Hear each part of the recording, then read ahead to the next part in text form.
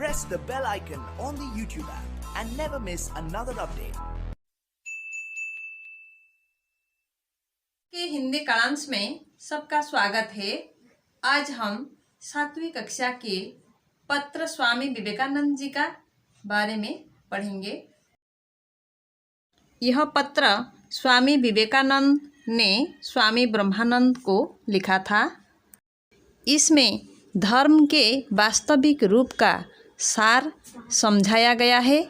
स्वामी विवेकानंद ने अकाल पीड़ित देशवासियों की सेवा के लिए अपने सन्यासी गुरु भाइयों से अपील की थी कि आश्रम और पूजा पाठ पर जो धन खर्च किया जाता है उसे कम करके बचे हुए पैसों को गरीबों की सेवा सहायता में खर्च करना चाहिए।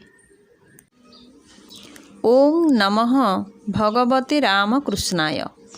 अभिन्न हृदयेषु, अल्मोड़ा, 1 जुलाई 1897। हमारी संस्था के उद्देश्य का पहला प्रूफ संशोधित करके आज तुम्हारे पास वापस भेज रहा हूँ। उसके नियम वाले अंश जो हमारी संस्था के सदस्यों ने पढ़े थे अशुद्धियों से भरे हैं, उसे सावधानी से ठीक करके छपवाना, नहीं तो लोग हंसेंगे। बहरमपुर में जैसा काम हो रहा है वह बहुत ही अच्छा है। इसी प्रकार के कामों की विजय होगी। क्या मात्र मतवाद और सिद्धांत हृदय को स्पर्श कर सकते हैं? कर्ममय आदर्श जीवन यापन करो। सिद्धांतों और मतों का क्या मूल्य? दर्शन, योग, तपस्या, पूजा गृह, अक्षत चावल या शाक का भोग, ये सब व्यक्तिगत अथवा देशगत धर्म है, किंतु दूसरों की भलाई और सेवा करना एक महान सार्वलौकिक धर्म है।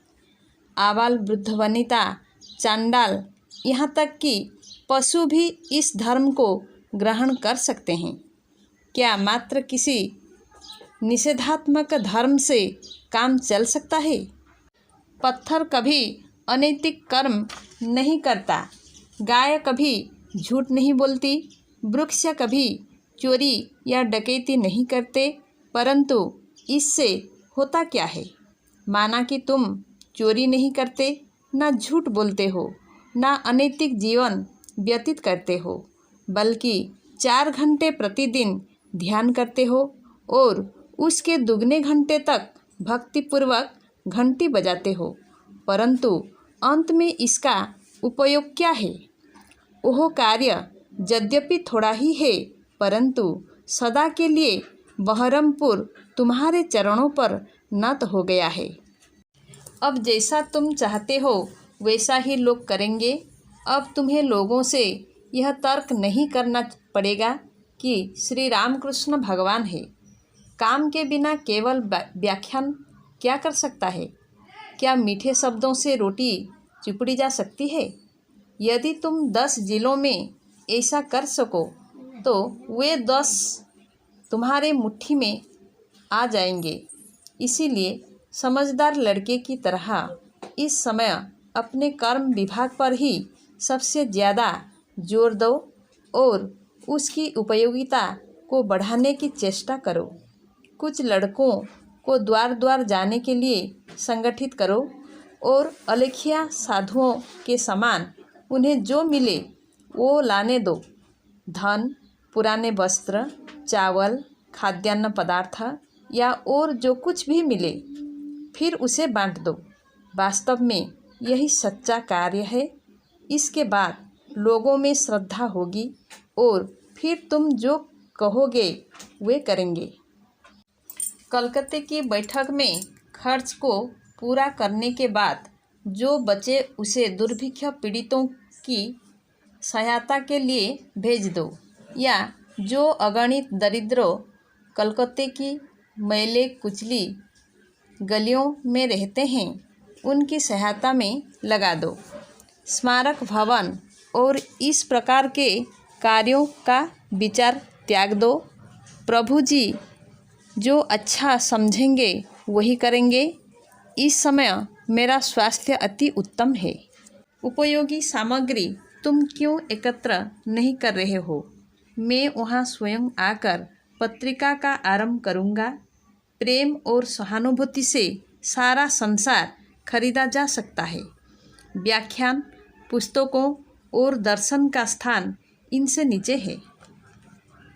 कृपया शीश को लिखो कि गरीबों की सेवा के लिए इसी प्रकार का एक कर्म विभाग वो भी खुले।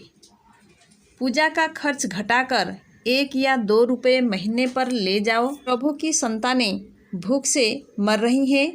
केवल जल और तुलसी पत्र से पूजा करो और उसके भोग के निमित्त रहे धन को उस जीवित प्रभु के भोजन में खर्च करो। जो दरिद्रों में वास करता है तभी प्रभु की सब पर कृपा होगी। योगेन यहाँ अस्वस्थ रहा, इसीलिए आज वो कलकत्ते के लिए रवाना हो गया है। मैं कल देवघर फिर जाऊंगा। तुम सभी को मेरा प्यार। सस्नेह, विवेकानंद। अब कठिन शब्द का अर्थ के बारे में जानेंगे। संशोधित मतलब सुधारा हुआ अर्थात संशोधित। अक्षत बिना टूटा हुआ अर्थ अक्षत। आवाल मतलब बच्चे अर्थात पिलामाने। वृद्ध मतलब बूढ़े अर्थात बूढ़ा लोको माने। वनिता मतलब महिला अर्थ महिला माने। सार्वलौकिक मतलब सब लोग के लिए अर्थात सबू लोकंक पाई। रोटी चुपड़ना मतलब अपना काम हासिल करना अर्थ निज काम हासिल करिबा। द्वार द्वार जाना मतलब भीख मांगना अर्थात भिक्षा मागिबा। चरणों पर नत होना मतलब प्रणाम करना अर्थ प्रणाम करिबा। जिस भाई बहन के मन में कोई शंका है तो कमेंट बॉक्स में पूछ सकते हैं। आज के हिंदी कालांश को यही समाप्त करते हैं।